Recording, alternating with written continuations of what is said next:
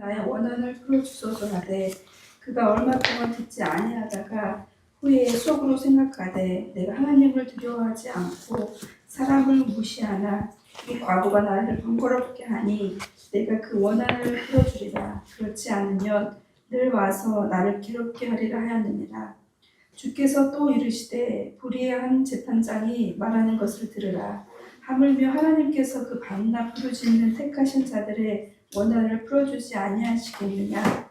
그들에게 오래 참으시겠느냐. 내가 너희에게 이르노니 속히 그 원한을 풀어주시리라.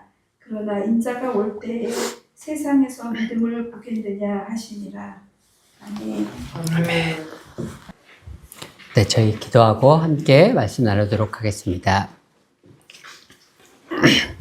만군의 주 되시는 여호와여, 주님의 존전 앞에 예배 드리기 위하여 나온 주의 종 한 사람 한 사람이 주님 앞에 무릎 꿇고 간절히 사모하는 것은 하나님 하늘로부터 나오는 하늘의 만나와 주의 계시의 말씀으로 우리의 영혼을 흡족하게 적실 생수와 같은 주의 말씀을 하나님 간구하고 기다리오니 주님 이 시간 성령의 단비와 같은 우리의 영혼을 목마른 영혼들을 시원케 할 주님의 성령의 단비와 같은 계시의 말씀으로 주님 이 시간에 임하여 주시옵시고 가르쳐 주시옵시고 우리의 영혼을 주님의 그 하늘의 만나로 흡족히 채워 주시옵소서. 이 시간을 주님 앞에 의탁드리오며 우리 주 예수 그리스도의 이름으로 기도드렸습니다. 네, 오늘 말씀은 예수님께서 한 과부를 비유로 들어서 하신 말씀입니다. 이 비유의 말씀을 보니까 한 과부가 억울한 일을 당해서 재판을 받아야 하는 그런 상황 가운데 있습니다. 3절 말씀에 보니까 그 도시에 한 과부가 있어 자주 그 불의한 재판장에게 가서 내 원수에 대한 나의 원한을 풀어주소서 이렇게 이야기했다라고 되어 있습니다. 우리가 한글말로 이게 원수와 원한 이런 말이 나오면은 이게 좀 복수, 뭐 어떤 그 사무친 복수가 할 것들이 있어서 가서 뭐 이렇게 생각하기 쉬운데요.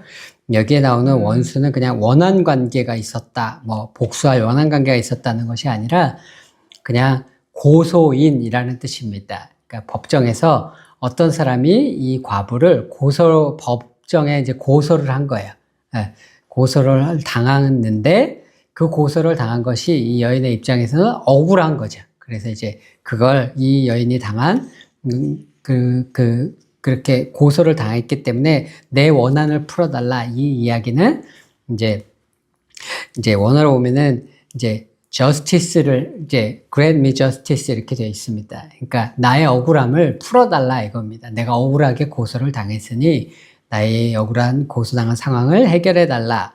라고 재판장을 과부가 이제 찾아갔습니다. 근데 이 여인의 문제는 자신의 문제를 실질적으로 해결할 사회적인 수단이 없다는 겁니다. 이게 무슨 말이냐면은 고대 이스라엘뿐만 아니라 그리스와 로마도 마찬가지지만 여인은 법정에 설 수 없습니다. 여자는 법적인 주체가 되어질 수 없기 때문에 어린 여자들 같은 경우는 그 아버지가 대신 법정에 가줘야 되고 결혼한 여자들 같은 경우는 남편이 대신 법정에 가줘야 됩니다. 근데 이 여인 같은 경우는 과부이기 때문에 법정에 갈 수가 없습니다. 그리고 여인의 말은 고대 이스라엘에서 법정에서 증언으로 채택되지 않습니다. 고대 이스라엘에서 여인의 말은 신뢰할 수 없다라고 여겼기 때문에 법정에서 증언으로 채택되지 않는 것이 여인의 말입니다. 그래 법원에 갈 수도 없고 이 여자가 아무리 이야기를 한다 한들 아무도 그 이야기를 사실로 받아들여 줄 사람이 없는 그런 상황 가운데 있는 겁니다.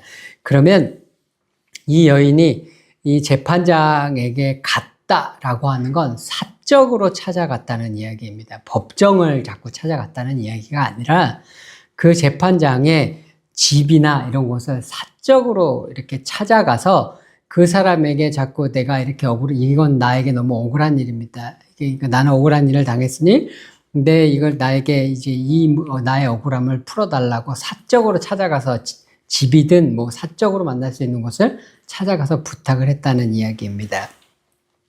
근데 이런 상황을 우리가 이해하게 되면 고대 사회의 사법 체계가 참 불평등해서 이렇게 해결할 방법이 없구나. 우리 현대 사회는 그렇지 않은데 이렇게 생각을 하기가 쉬운데 오늘날도 현대 사회의 사법 체계도 동일하게 이제 문제점들이 있습니다. 오늘날 사법 체계 맹점은 보편적으로 이제 이 시간과 돈이 많이 든다는 거거든요. 그래서 예전에 어떤 분이 이제 법원에 어떤 소송건이 있어서 이제 법원을 가셨는데 서류를 들고 기다리고 있으니까 옆에 앉아 있는 분이 어떻게 오셨느냐 이렇게 물으셨대요. 그런데 그분이 아주 소송이나 이런 걸 한 경험이 아주 많은 분이었다는 거예요.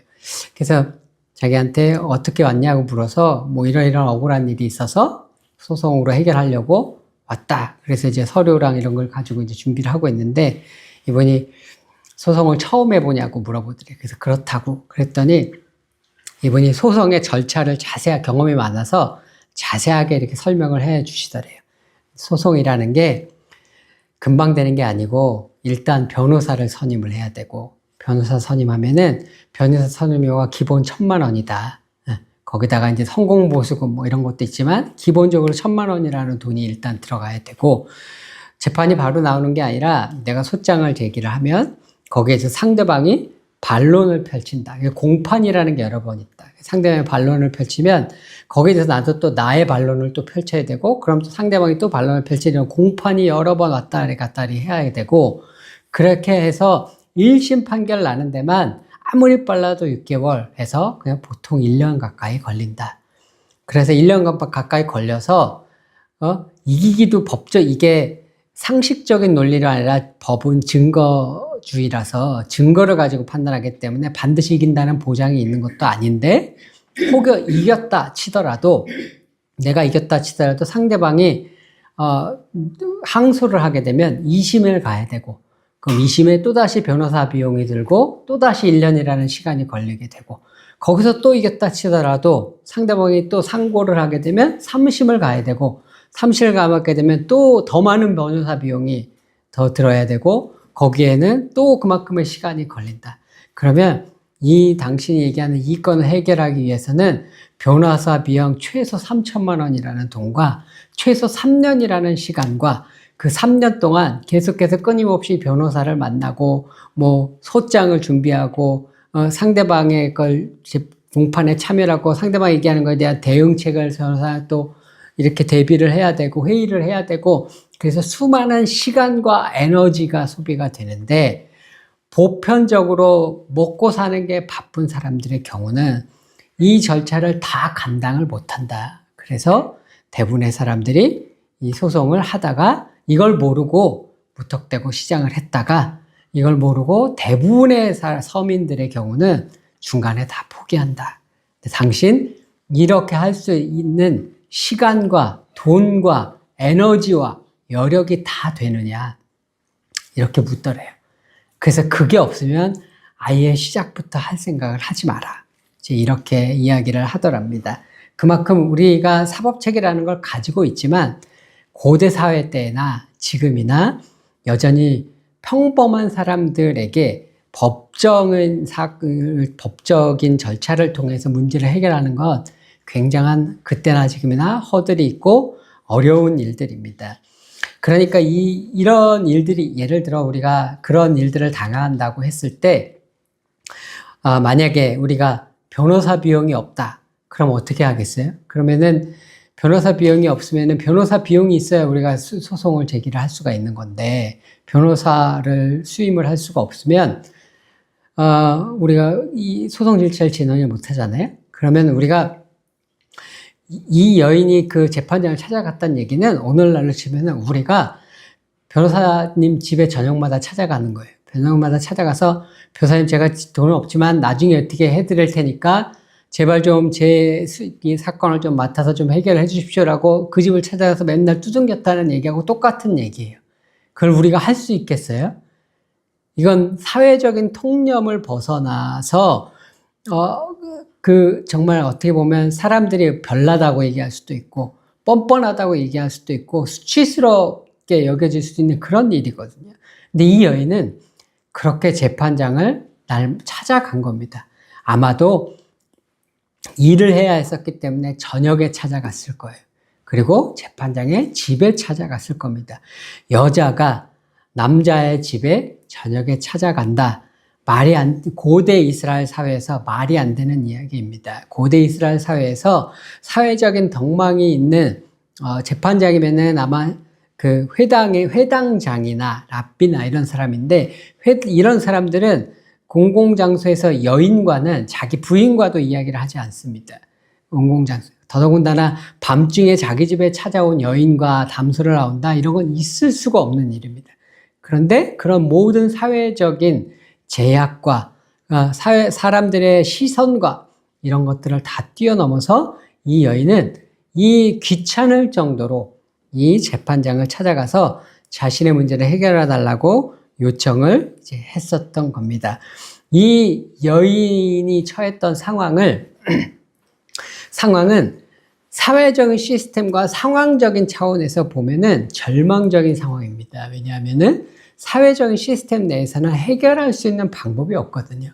이 여자는 법정에 갈 수도 없고, 갈 수 있다고 해도 자기의 말을 믿어줄 리가 없습니다. 여인의 말이기 때문에. 그런 사회적으로는 자기가 이 문제를 해결할 방법이 전무한 상황인데, 이 여인은 보통 사람과는 다른 것이 있었습니다. 그게 뭐냐면, 보통 사람들은 이렇게 내가 사회적인 시스템에서 나의 문제를 해결할 수 없으면 절망하게 마련인데, 이 여인은 절망하지 않았습니다. 이 문제를 해결할 수 있다는 소망이 있었습니다. 그 소망은 어디에서 나왔냐면, 내가 이 재판장을 찾아가서 매일 찾아가서 얘기하면 귀찮아서라도 내 부탁을 들어줄 것이라는 믿음이 이 여인에게는 있었습니다. 그래서 그 믿음 때문에 이 여인은 재판장을 찾아갔고, 그리고 그런 방법을 통해서 해결될 수 있을 것이라는 소망이 이 여인에게는 있었습니다. 이 여인의 믿음은 보통의 믿음은 아닙니다. 절망적인 상황 가운데서 보통 사람들은 절망하고 무너지고 좌절해서 일어서지 못하는 그런 상황에서 믿음과 소망을 가진 여인입니다. 이런 여인이 가진 이런 상황을 성경은 우리가 성경에 나오는 시간적으로 표현하면 이런 상황을 어떻게 표현할 수 있냐면, 말세와 같은 상황이다. 말세의 대환란을 만난 것과 같은 상황이다 라고 이야기를 할 수 있고, 공간적으로 표현하자면 이 여인이 처한 이런 상황은 땅끝에 처한 그런 상황입니다. 그래서 절망할 수밖에 없고 스스로의 힘으로는 해결할 수 없는 말세의 시간을 거치는 듯한, 대환란의 시간을 거치는 듯한, 그리고 땅끝에 서 있는 듯한, 그래서 대부분의 사람들은 절망하고 마는 그러한 상황 가운데서 그 여인은 절망하지 않고 낙심하지 않고 끝까지 소망을 가지고 믿음을 가졌습니다. 이 여인의 믿음과 소망 때문에 이야기가 우리가 잘 아는 대로 재판장이 내가 귀찮아서라도 들어줘야 되겠다 하고 이 여인의 이야기를 들어주게 되고, 예수님께서 이 이야기를 하신 이렇게 끝맞으시죠. 하물며 하나님께서 그 밤낮 부르짖는 택하신 자들의 원한을 풀어주지 아니하시겠느냐. 그래서 예수님께서 끝까지 어려운 상황에 닥칠지라도 믿음을 가지고 기도하라고 예수님께서 이 이야기를 하셨습니다.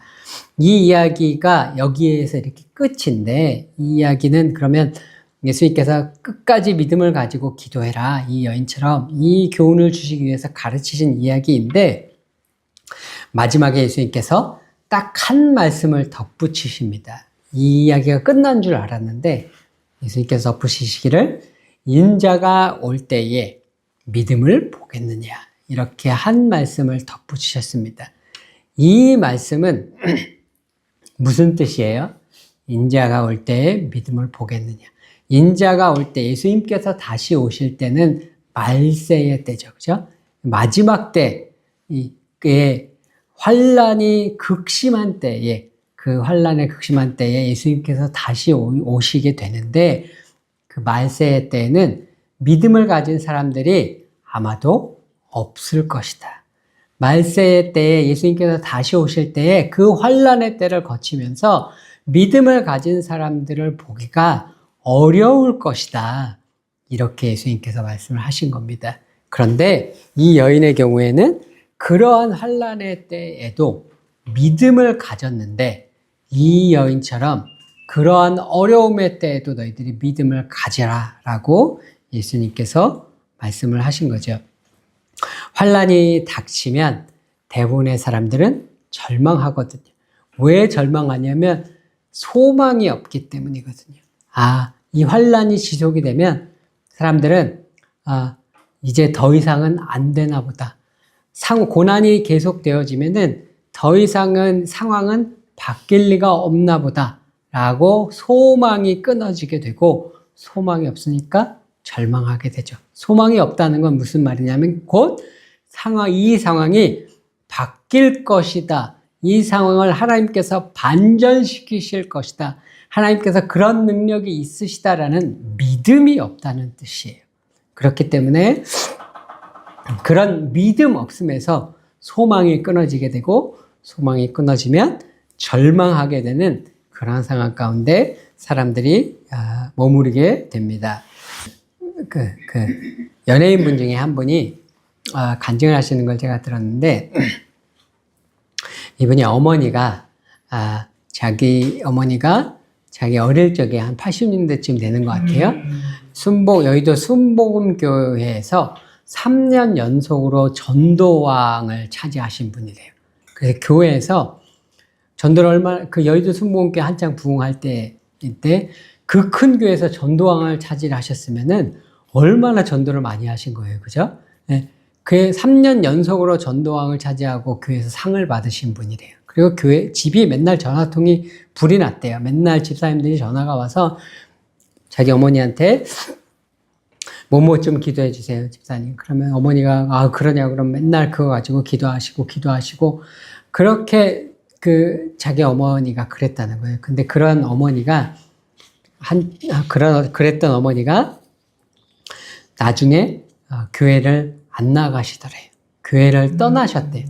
나중에 이분이 성인이 되어서 자기도 결혼하고 아이도 생기고 그 성인이 되어서 어머니한테 물어봤대요. 엄마는 왜 교회를 떠난 거야? 이렇게 물어봤더니 자기 어머니가 하시는 말씀이, 하나님이 남들 기도는 다 잘 들어주는데 내 기도는 안 들어주더라. 그렇게 얘기를 하셨대요. 그래서 엄마가 기도한 게 뭐였는데 그렇게 물었더니, 하나님 내 고난은 도대체 언제 끝나는 거냐고, 하나님 나 힘든 거는 언제 끝나냐고, 나도 제발 고난이 좀 끝나고 나도 좀 편하게 좀 살 수 있게 좀 해달라고 그렇게 기도했는데 하나님 내 기도는 안 들어주시더라. 그래서 교회를 안 나가기 시작을 했다는 거예요. 그러니까 사람들이 고난이 닥치면 몇 개월은 기도를 하겠죠. 혹은 어떤 분은 몇 년은 기도를 하겠죠. 혹은 어떤 분은 몇십 년, 10년은 기도를 할지 모르겠어요. 근데 그 시간이 길어지면 그러면 사람들이 어떻게 되냐면 하나님에 대한 믿음을 잃어버리는 거죠. 상황은 나아지지 않아. 맨날 똑같을 거야. 하나님은 내 기도를 듣지 않아. 라고 믿음을 잃어버리게 되고, 상황이 변하지 않을 거라고 소망을 갖지 못하게 되니까 결국은 절망 가운데 이르게 되고, 결국은 하나님에게로부터 떠나게 되어지는 그런 일들이 사람들에게 일어나는 겁니다. 근데 예수님께서 이 여인의 이야기를 왜 하셨는지, 이 이야기를 왜 이 과부 여인, 재판장과 과부의 비유의 얘기를 왜 하시는지를 1절에 이야기를 8장 1절에 말씀을 해 주시고 계십니다.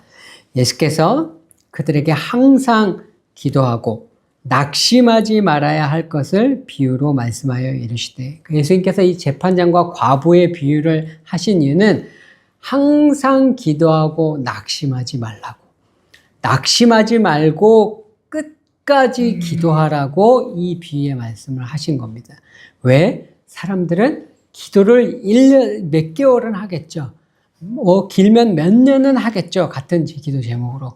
길면 10년은 할지 모르겠으나 그 끝까지 기도하는 사람들은 드문 거예요.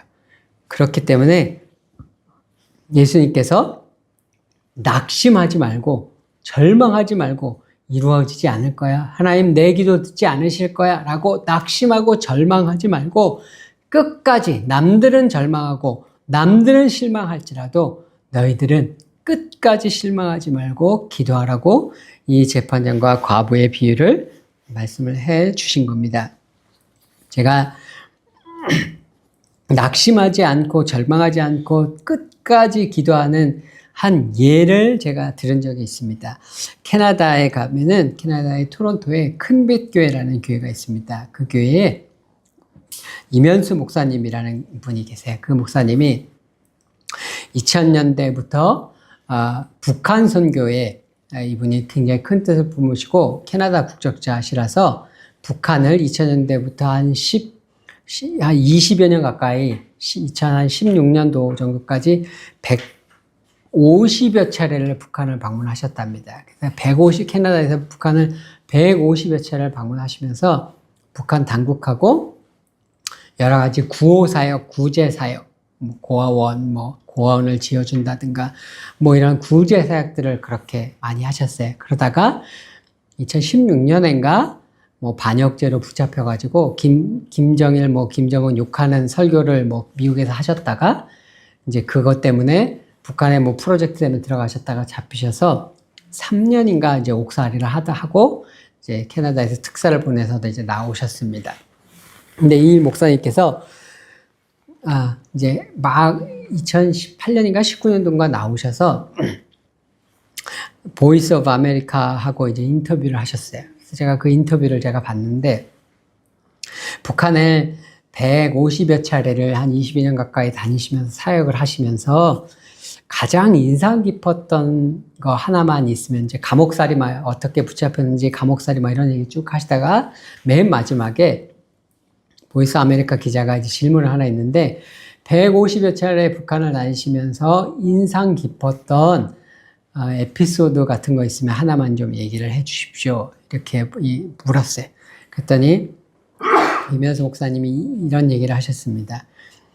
북한 사역을 시작한 초창기였대요. 2000년대 초반. 아직 북한 당국과 그렇게 이제 몇 번 왔다 갔다 한 정도의 초창기였는데 이 목사님이 북한을 그렇게 왔다 갔다 다니신다는 이야기를 듣고는 어떤 할머니 권사님이 이 목사님을 찾아오셨대요. 그래서 이 할머니 권사님이 얘기를 하시는데 제가 6.25 때 애가 셋이 있었는데 6.25가 터지기 전에 북한에 살고 있었는데 큰아들이 8살인가 됐는데 이 아이를 데리고 남한 쪽에 있는 친척집을 방문을 하러 오셨대요. 그랬는데 6.25가 터진 거예요.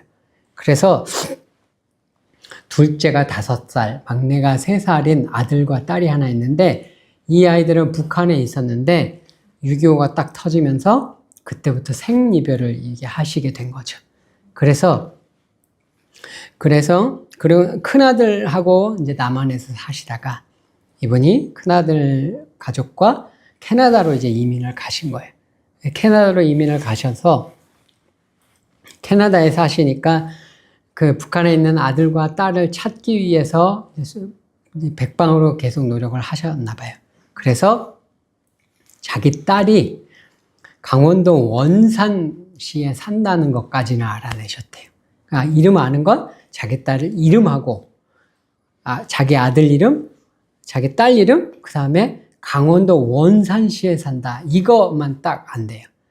그러시면서 어릴 적에 찍은 그 당신하고 그 애기들하고 같이 찍은 사진이랑 그 다음에 돈하고 그 자녀들에게 보내는 편지를 갖고 오셔가지고는 이걸 좀 목사님 북한에 가시면은 이걸 우리 자녀를 좀 찾아서 좀 꼭 좀 전달해 달라고 그렇게 얘기를 하시더래요. 그래서 이 목사님이 권사님 이거 제가 못합니다. 지금 우리가 북한에 가면은 마음대로 움직일 수가 없습니다. 딱 우리가 어떤 북한 당국하고 프로젝트를 해서 딱 그 프로젝트만 계획된 대로 딱 움직이기 때문에 내가 원산에 갈 수가 없습니다. 이번에 들어가는 건 어떤 일로 가는데 원산에 갈 계획도 없고 그거 하면 우리 개별적으로 움직일 수가 없기 때문에 불가능하다. 그리고 혹시 간다고 한들 이게 서울에서 김사봉 찾기 아니냐. 그 원산시에서 그 이름 하나 가지고 그 사람을 내가 어떻게 찾냐. 내가 뭐 찾으러 막 자유롭게 막 다닐 수 있는 것도 아니고 제가 못합니다. 권사님. 그리고 이제 사양을 하셨대요. 그랬더니 이 권사님께서 뭐라고 그러시냐면 목사님 제가 저의 아이들을 북한에 남겨두고 6.25 동란이 터지고 50년이 되었는데 50년 동안 단 하루도 제가 아이들을 위해서 기도를 빠뜨린 날이 없었습니다. 제가 50년 동안 기도를 했는데 목사님께서 북한을 방문하신다는 이야기를 들었습니다. 목사님은 저의 50년의 기도의 응답입니다. 50년 동안 하루도 빼지 않고 기도했더니 하나님께서 그 기도에 응답하신 결과물이 바로 목사님입니다. 그러니 목사님, 제발 이 편지와 사진과 돈을 갖고 가 주십시오. 목사님, 제가 기도하겠습니다. 그렇게 말씀을 하시니까 이 목사님이 차마 이거를 사양을 못 하겠더래요. 그래서 일단 받고 가지고는 들어갔대요. 가지고는 들어갔는데 뭐 일은 늘 평양에서만 있었고 그래서 평양에서 일을 다 마쳤답니다. 회사 일을 다 마치고 이제 돌아갈 일만 남았는데 북한 당국자들이 임 선생 우리 이번에 일도 잘 끝나고 했는데 금강산 구경이나 한번 갑시다. 이제 그렇게 얘기를 하더래요. 그래서 금강산 구경 가자니까 좋다고 그럼 금강산 구경 한번 가자고 하셨대요. 그래서 차를 타고 가는데 밤이 되는데 이 북한 당국자가 북한이 도로가 사정이 좋지 않으니까 시간이 오래 걸리거든요. 금강산을 하루도 못 가나 봐요. 그래서 밤이 어두워졌는데 임 선생 오늘 밤도 어두웠으니 우리 원산에서 자고 내일 갑시다 그러더래요. 그 차가 원산에 있는 어떤 리조트를 들어갔대요. 그래서 이분이 그때 그 7층에 방을 배정을 봐서 엘리베이터를 타고 7층에 혼자 딱 올라왔는데 딱 올라와서 엘리베이터 문이 열리니까 그 앞에 데스크하고 안내하는 아가씨가 한 명이 있더래. 아가씨는 아니고 안내하는 여자분이 한 분이 있더래. 근데 딱 내렸는데 원산에 왔으니 그 권사님이 말씀하신 따님이 사는 데잖아요.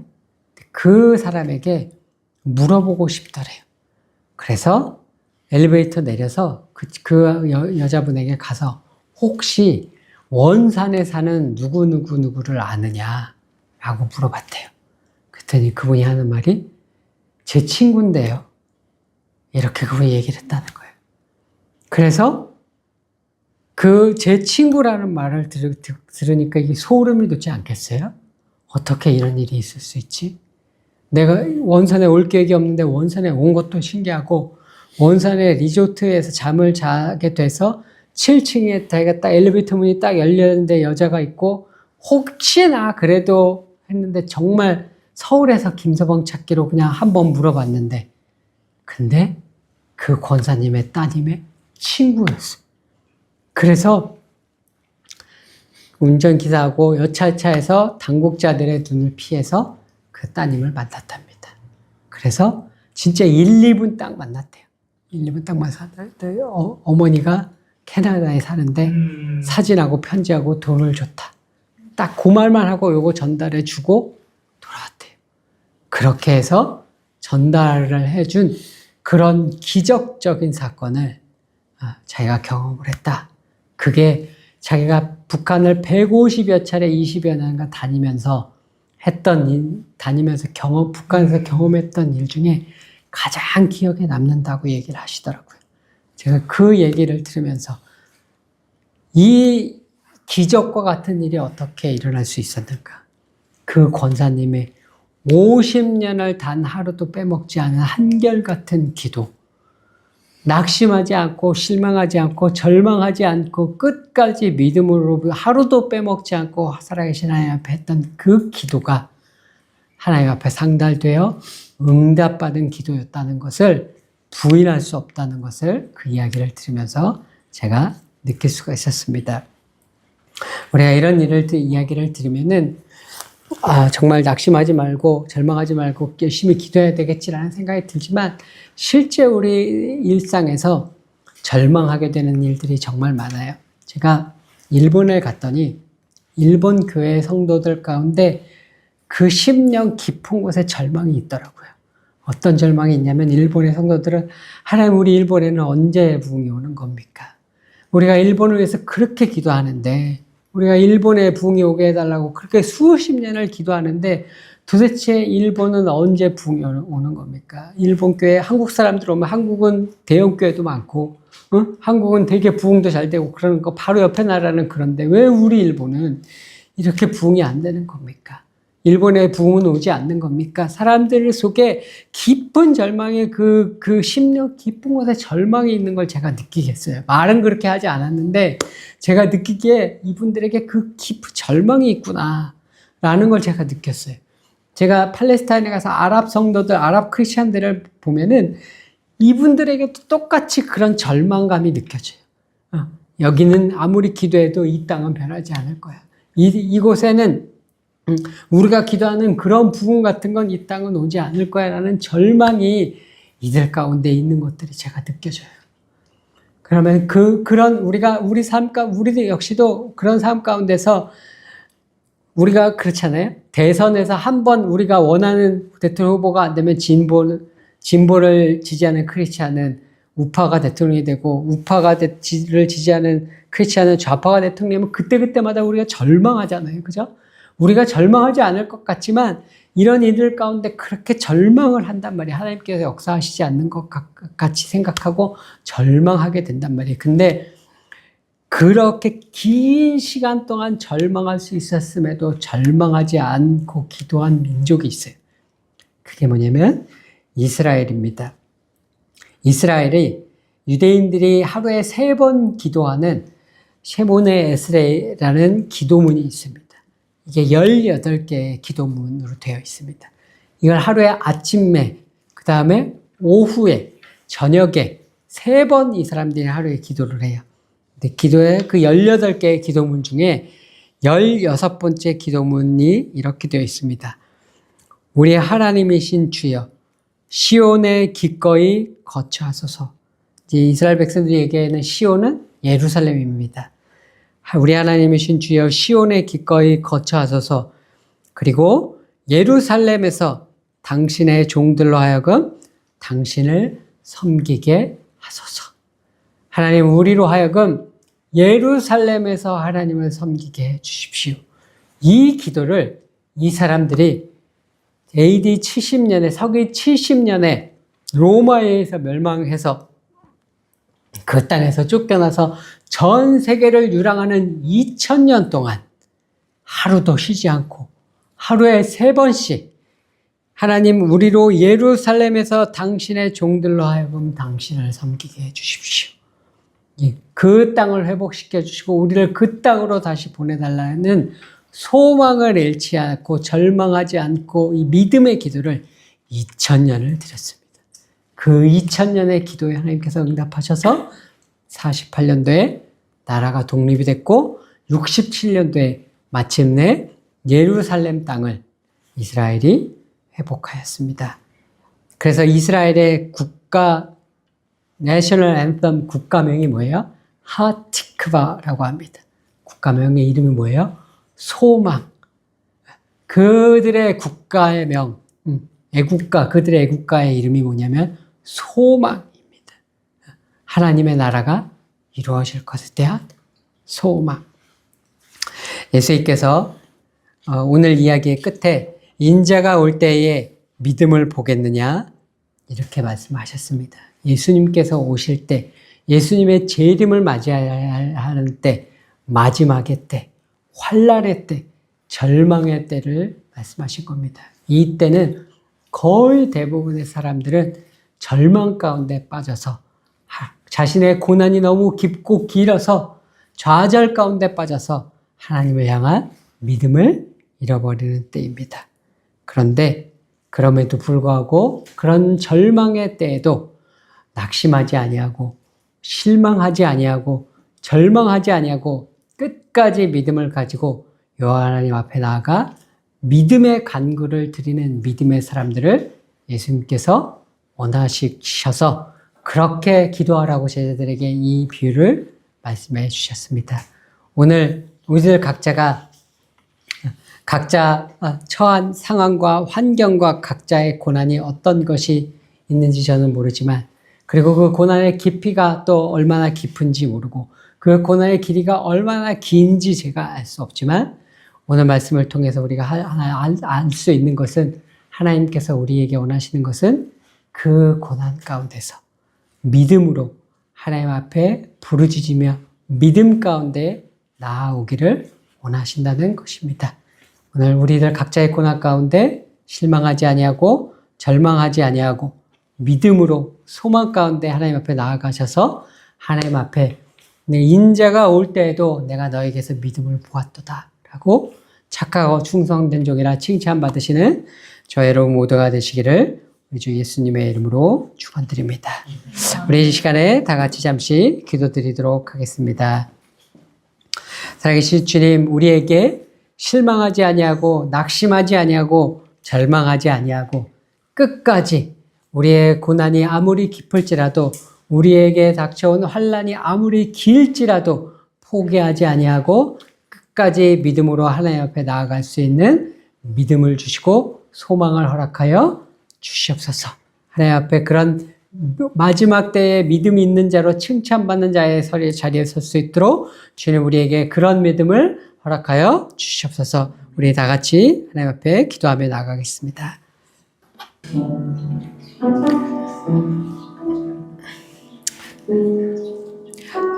만군의 주 되신 우리 주 여호와 하나님, 천상아지의 주와 같은 신이 없으시니 주님만 영광과 찬송과 경배를 홀로 받아 주시옵소서. 주님, 주께서 다시 오실 때 온 땅이 환난 가운데 가득할 것이며 또 우리의 인생들 가운데 각자에게 거쳐야 하는 각자의 7년 대환란과 같은 그런 고난의 영과 환난의 때가 주님 있는 것을 주님 앞에 고백드립니다.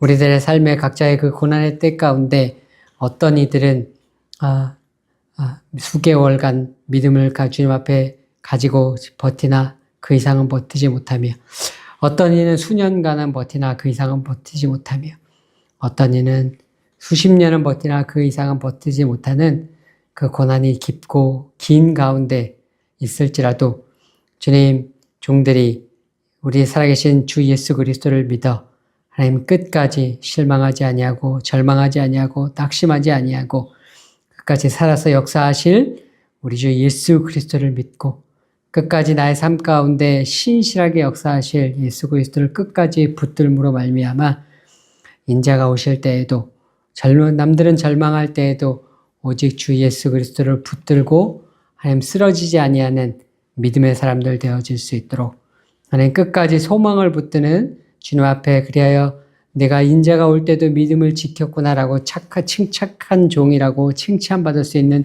믿음의 사람들 되어질 수 있도록 한 사람 한 사람 기름 부어 주시옵시고 믿음의 은사를 허락하여 주시옵시고 믿음의 능력으로 그 영혼을 채워 주시옵소서. 주님 앞에 감사드렸고 우리 주 예수 그리스도의 이름으로 기도드렸습니다. 아멘.